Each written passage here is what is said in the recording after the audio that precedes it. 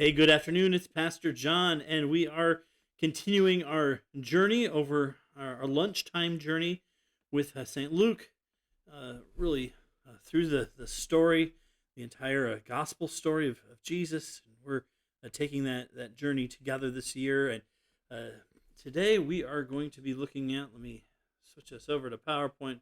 Today we are in our episode 19, and we're going to see some of the immediate reactions to the birth of Jesus. And in fact, as I listen to the passage that I'm going to read for us today, I am of course reminded of Linus. I am reminded of the Charlie Brown Christmas story. I'm reminded of Linus when he comes up and he says the real meaning of Christmas, and then reads the Christmas story. And I'm always reminded, I can actually hear him, I can think of him reading these verses that we're about to read together. So here's chapter 2, beginning in verse 8. We're going to actually look all the way through verse 12 today.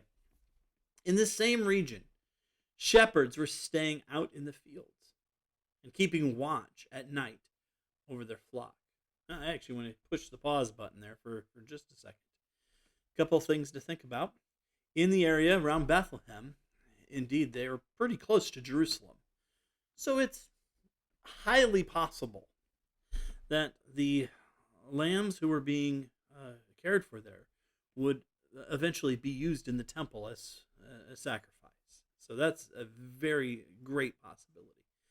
Also, uh, the time of year when they would be out in the fields keeping watch at night over their flock actually puts this time of year probably closer to a March or April type of time of year, close to Passover, um, which there's of course always debate. There's even debate in the ancient tradition as to exactly when Jesus' birthday was, but it appears that his birthday was probably more actually around this time of year, around March, than it was around Christmas time. But so in the same region, the shepherds were staying out in the fields and keeping watch at night over their flock.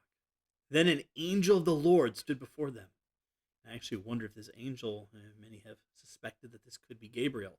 He gave the announcement to Zechariah, he gave the announcement to Mary, and now it appears that he's coming back to give the announcement to the shepherds.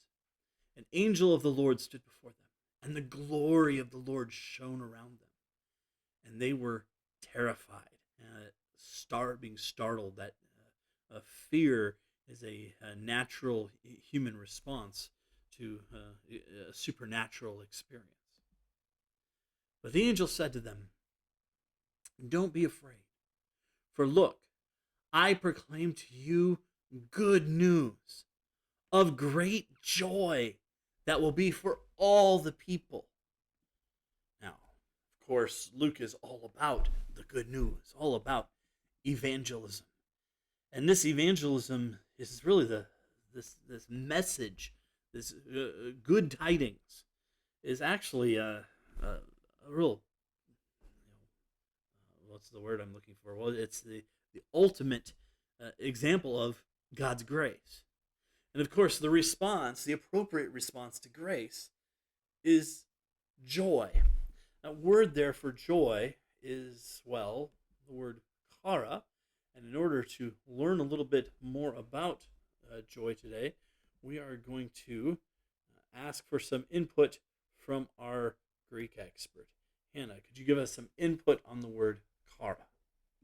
Kara, joy, delight, gladness, pleasure, relational, happiness.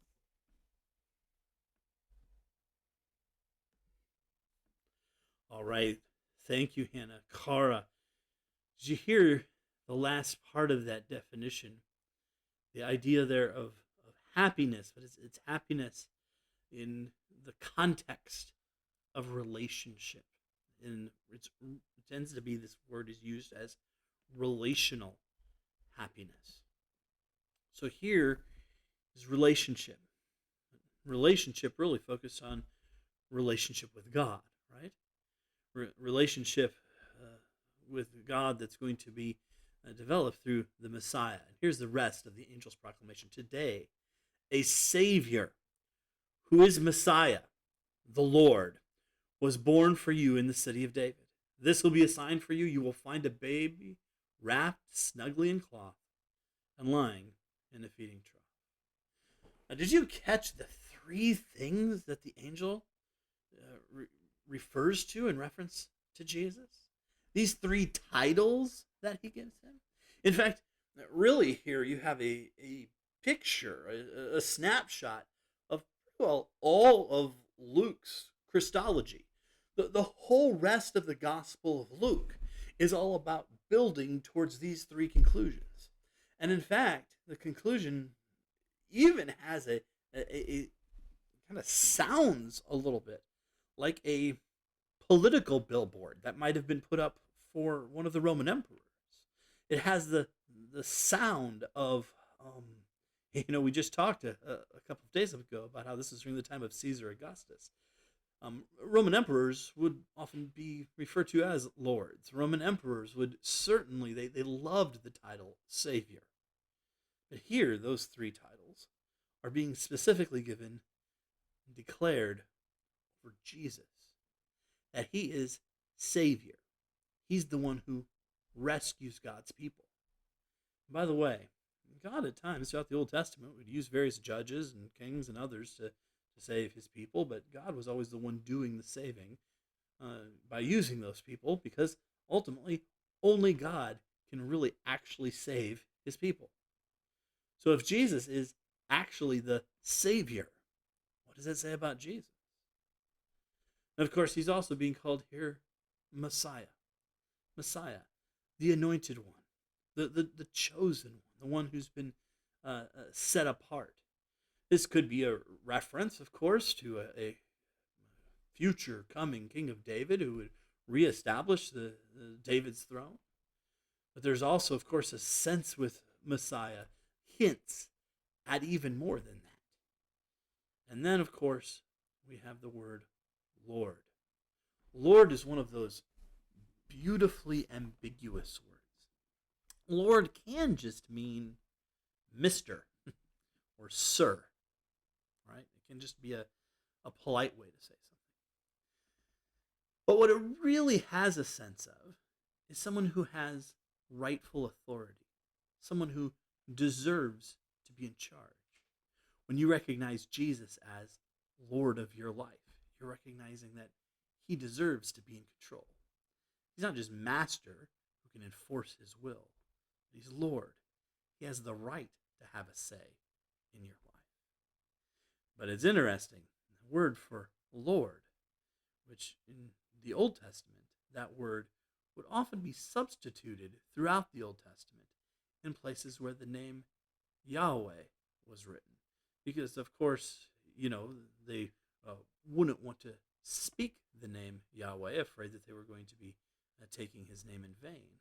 So, in fact, even in our Hebrew Bibles today, Yahweh is written out, but the vowel points are for Adonai, for my Lord. So you have Yahweh consonants and Adonai vowel points even today in your Hebrew Bible. Now, that's, by the way, how we ended up with Jehovah.